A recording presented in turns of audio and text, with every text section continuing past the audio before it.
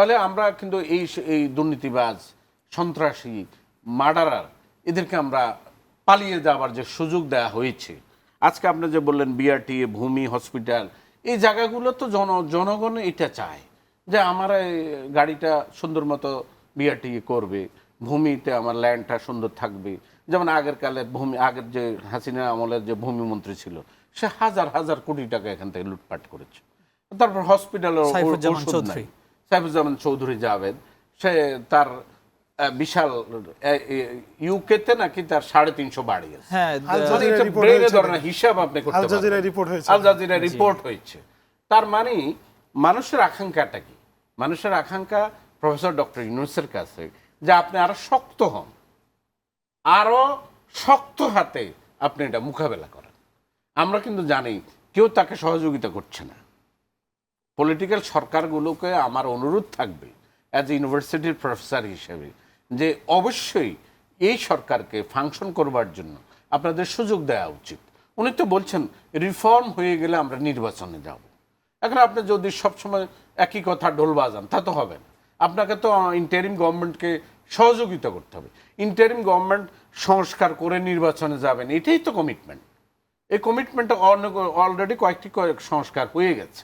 বাকি সংস্কারগুলো হয়ে গেলে মানুষ কি চায়? মানুষ জিনিসপত্রের দাম কমানো চায়।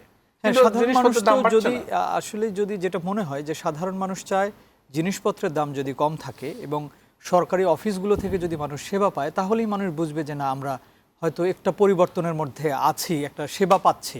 সেটা তো এই কমন জিনিসগুলোতে পাওয়া যায়। দেখেন, আপনাকে ধন্যবাদ। আজকে আমি দেখলাম যে এই পয়লা ইফতারের দিনে যে শশা ছিল 40 টাকা, এখন সেটা 80 টাকা।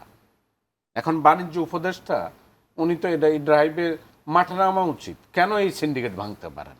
শেখ হাসিনা যে সিন্ডিকেটগুলো করে গেছেন, যেমন এই যে ওএমএস যেই চাল দেয় কি একটা 8,000 8,500 প্রতিষ্ঠানকে, সবগুলো এখনো আওয়ামী লীগের, তাদের কাউকে কেন বাদ দেয়? 7 মাসেও কি তাদের এই সিন্ডিকেট ভাঙা সম্ভব হচ্ছে না? সিন্ডিকেট ভাঙার কোনো নামে নাই, গন্ধও নাই।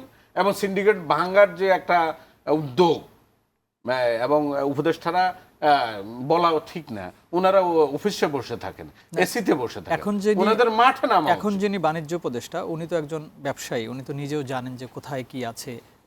সবাই তো আশা করে যে উনি হয়তো এই কাজটা করতে পারবেন, এই সিন্ডিকেটটাকে ভেঙে ফেলতে পারবেন। ওনাকে নেওয়া হয়েছে সিন্ডিকেট ভাঙবার জন্য, কিন্তু এখনো সেই সিন্ডিকেট, এখনো এই যে রাস্তার মধ্যে দাঁড়িয়ে যে ট্রাকে যে কম দামে যে এটা 8,500 আপনাকে একটু আগে বললাম, সেগুলো এখন আওয়ামী লীগের লোকের হাতে।